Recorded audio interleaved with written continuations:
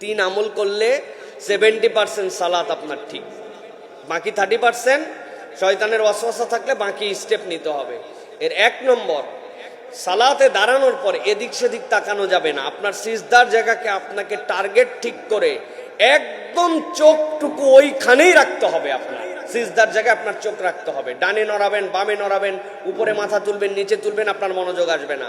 একদিন 2 রাকাত সালাতে প্র্যাকটিস করে দেখেন, সিজদার জায়গা যেটা টার্গেট ঠিক করে গুলির মতো ওই জায়গাতেই আপনার চোখ রাখতে হবে। রুকুতে যাবেন, 2 পায়ের মাঝে এই জায়গায় তখন আপনার চোখ থাকবে। সিজদায় তো চোখ রাখবে, খোলা থাকবে, কিন্তু সিজদার চোখ রাখার তো জায়গা নাই। কিন্তু এই 2টা জায়গায় চোখ ঠিক রাখতে হবে। আমার চোখ ঠিক থাকে না, বেশিরভাগ মুসল্লির চোখ ঠিক নাই, নামাজে চোখ ঠিক নাই। 2 নম্বর, ট্র্যাডিশনাল 3 তাসবির রুকু সিজদা বাদ দিয়ে দিতে হবে। 7 তাসবিতে রুকু, 7 তাসবিতে সিজদা, এর কমে আমি উঠবো না।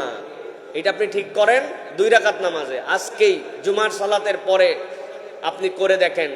আর 3 নম্বরে, যদি এর পরেও ঠিক না হয়, নবীজির যে আমলটি আমরা বাদ দিয়ে দিছি সেটি হচ্ছে আউযু বিল্লাহি মিনাশ শাইতানির রাজিম পড়ে বুকটা কিবলার দিকেই থাকবে, মাথাটা শুধু কাত করে দিয়ে 3 বার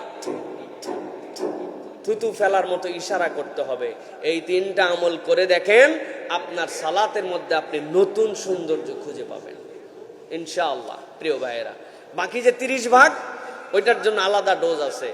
সূরা কেরাতগুলা ঠিক করা, মাঝে মাঝে নিজেকে পানিশমেন্ট দেওয়া। নামাজের মধ্যে পানিশমেন্ট কি?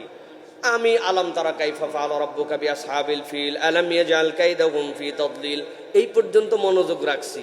তারপরে দেখি মন অন্য দিক গেছে, আমি আবার আলাম তারা শুরু করছি। করার পর 3 আয়াত পরে মনোযোগ আবার আলাম তারা পড়ছি। 1 রাকাতে সুন্নতে নফলে 7 বার আলাম তারা পড়াইছি। বেটা তুই ঠিক হবি, তারপরে আমার কেরাত শেষ হবে। 3 দিন করলে শয়তান বলবে বাপরে বাপ, হ্যাঁ তো মাত্র 7 আয়াত পরে এখানে কয়টা সওয়াব পাইতো, এখন এমন টাইট দেওয়া দিছে 1 রাকাতেই কয়েক হাজার সওয়াব কামাই করছে। এর সাথে লাগার দরকার নেই, তুই মনোযোগ দিয়ে তাড়াতাড়ি শেষ কর 2 রাকাত। সিস্টেম আছে ভাই, নিজের নামাজকে শৃঙ্খলাবদ্ধ করা। এইটা যদি করি তাহলে কি হবে? আমার যে হতাশা, জীবন থেকে হতাশা দূর হবে। আপনি মিলাতে পারবেন না। আল্লাহ রাব্বুল আলামিনের হিসাব বাহ্য চক্ষে আপনার সবকিছু হিসাব মিলবে না। আল্লাহর হিসাব আল্লাহ রাব্বুল আলামিন জানেন কিভাবে আপনাকে দিবেন। কিন্তু আল্লাহর কথায় আপনাকে ঈমান রাখতে হবে। ইন্নাস সালাতা তানহা আনিল ফাহশাই ওয়াল মুনকার। ওই ফাহশার মুনকার কেবল মিথ্যা কথা, বাজে কথা এটা না। ওইটা অন্তরের যে নিরাশাবাদী চিন্তা, অন্তর যে স্থিরতা হয় না, অন্তর উজ্জীবিত হয় না, আল্লাহ এই খারাপটাও আপনার অন্তর থেকে সালাত দ্বারা দূর করে দেবে ইনশাআল্লাহ। প্রিয় ভাই, এই জন্য আল্লাহ বলছেন ওয়াস্তাঈনু বিস-সাবরি ওয়াস-সালাহ, তোমরা আল্লাহর কাছে এইটার দ্বারা সাহায্য চাও। আল্লাহ বলছেন এইটা সাহায্য চাওয়ার তোমার মাধ্যম, এটা তোমার জন্য। আর সাথের মধ্যে আরেকটা কথা আছে, সুন্নত এবং নফল যেগুলো আমাদের আছে, এইগুলা রুকুতে সিজদাতে আল্লাহ রাব্বুল আলামিনের কাছে চাইতে হয়, আল্লাহর কাছে সাহায্য প্রার্থনা করতে হয়। দোয়া মাসনুন এগুলা পড়ার পরে বাংলা ভাষায় আপনি আল্লাহর কাছে তাহাজ্জুদের দোয়ায় বলেন, যা চান তাই বলেন আল্লাহর কাছে।